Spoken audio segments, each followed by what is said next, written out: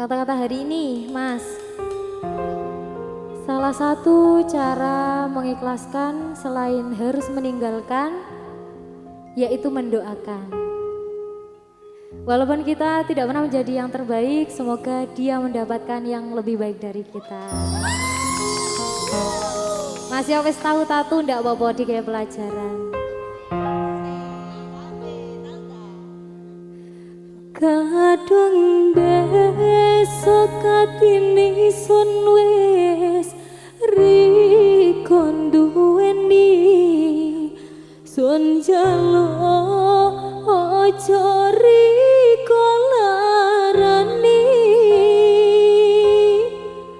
kadang besok katini sun wis percaya nyang riko sun jalo ojo disia-sia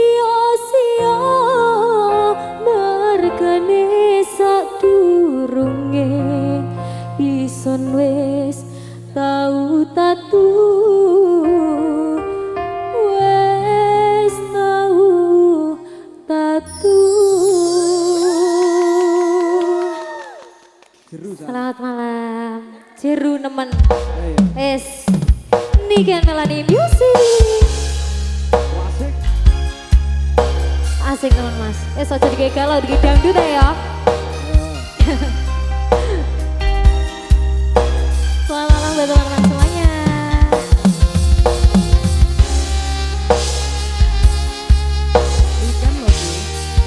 Niken teman.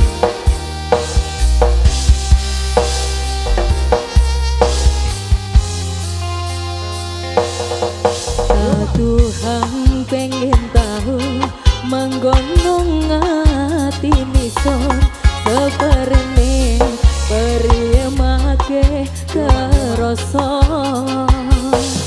iku hanggawe son kuatir bakal kebalen meneng ison wedi dilarani.